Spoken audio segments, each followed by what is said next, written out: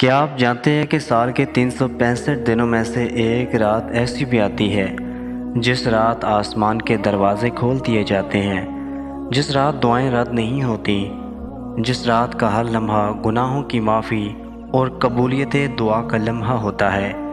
یہ کوئی عام رات نہیں، یہ ہے 10 محرم کی رات، یوم عاشوراء کی رات۔ کاش ہم اس رات کی قدر کر لیں اور ہماری قسمت بدل سکتی ہے۔ کبھی کسی نے ایک رات میں اپنی قسمت بدلتے ہوئے دیکھی ہے؟ 10 محرم کا دن تو ویسے بھی عظیم دن ہے۔ اس دن حضرت موسیٰ علیہ السلام کو فرعون سے نجات ملی، اور اسی دن حضرت امام حسین رضی اللہ عنہ نے میدان کربلا میں قربانی کی وہ مثال قائم کی جو رہتی دنیا تک زندہ رہے گی۔ اور اس عظیم دن کی رات عبادت، دعا اور توبہ کے لیے سنہری موقع ہے۔ یہ رات اللہ کے قریب ہونے کا، اپنے گناہوں سے نجات حاصل کرنے کا وقت ہے۔ ایک ایسی رات جس میں آنکھ سے نکلا ہوا ایک آنسو آپ کی پوری زندگی بدل سکتا ہے۔ 10 محرم کی رات یعنی وہ رات جو کربلا کے شہیدوں کی یاد دلاتی ہے، جو صبر، قربانی اور وفا کی لازوال داستان اپنے اندر سمیٹے ہوئے ہے۔ کیا آپ اس رات خالی ہاتھ رہیں گے یا رب کو پا لینے والے بن جائیں گے؟ قرآن کریم میں اللہ تعالیٰ فرماتا ہے، یعنی اللہ کے نزدیک مہینے 12 ہیں، جن میں 4 مہینے حرمت والے ہیں اور محرم ان میں شامل ہے۔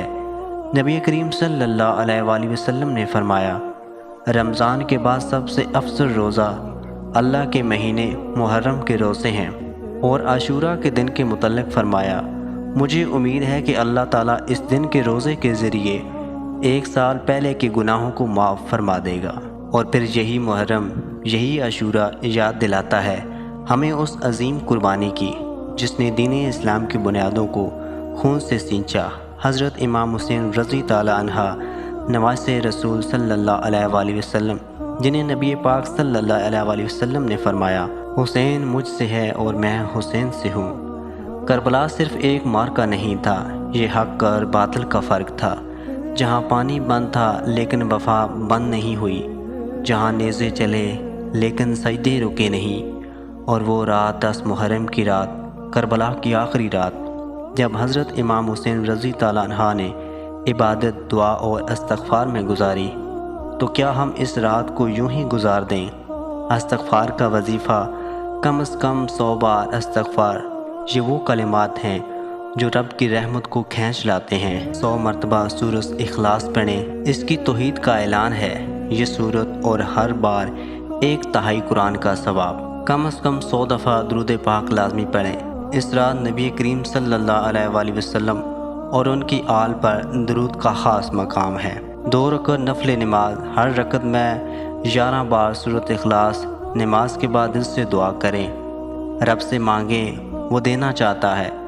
رات کا کچھ حصہ تلاوت قرآن میں گزار دیجئے، تھوڑا وقت اللہ پہ بھروسہ میں، کچھ لمحے حضرت امام حسین رضی اللہ عنہ کی قربانی کو یاد کرتے ہوئے، اور باقی لمحے اپنی دنیا اور آخرت سنوارنے میں لگا دیجئے۔ یہ رات ہے رب سے جڑے رہنے کی، یہ رات ہے نیتوں کی تجدید کی، یہ رات ہے محبت اہل بیت کی علامت بننے کی۔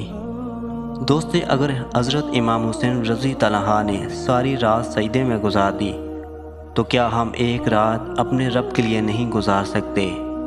یہ رات مانگنے کی رات ہے، شاید یہ لمحہ زندگی بدل دے۔ تو اٹھو، ہاتھ اٹھاؤ، دل سے مانگو اور یہ دعا سب کے لیے کرو، یا اللہ ہمیں بھی ان بندوں میں شامل کر لے جو کربلا کی روشن پر چلتے ہیں، جو حق پر ڈٹ جاتے ہیں، اور جو تیرے محبوب صلی اللہ علیہ وآلہ وسلم اور ان کے اہل بیت سے سچی محبت رکھتے ہیں۔ ویڈیو اچھی لگی ہو تو ہمارے چینل کو لازمی سبسکرائب کیجیے۔